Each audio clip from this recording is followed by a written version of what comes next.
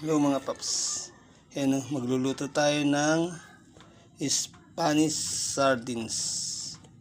Ayan o.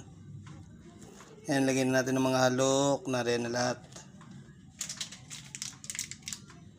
Nalagyan na natin sa wala tayong olive oil. Ang gagamitin natin ay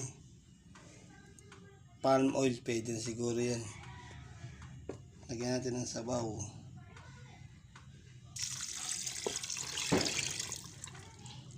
Tapos lagyan natin ng sinasabing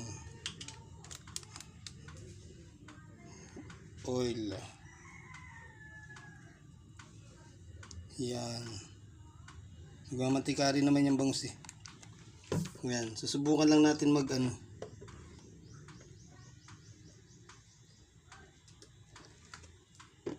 Yan. May Yan o. Lulutuin na natin siya sa cooking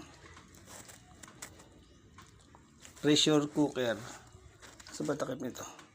Hindi ko na kinabit yung ano. Hindi ko na ikinabit yung pinakang ano ng bang ano. Tatanglan itong pressure cooker.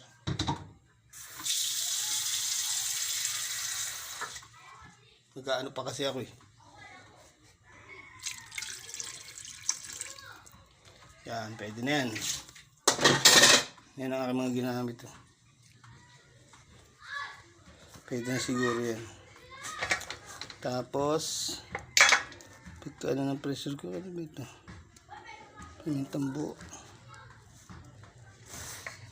Pagkaano ng pressure cooker, lalagay natin ito sa takip.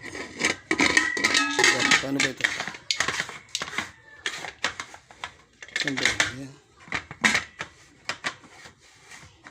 Hindi mag-lock. Yun pala ang lock na rin sa takip. Pwede na siguro kahit hindi nakalock. Ayan mga paps. Pero siya ilulutuin natin sa kalang uling. Sabi nila malakas daw ito sa ano eh. Okay mga paps, update ko kayo mamaya pagkaluto.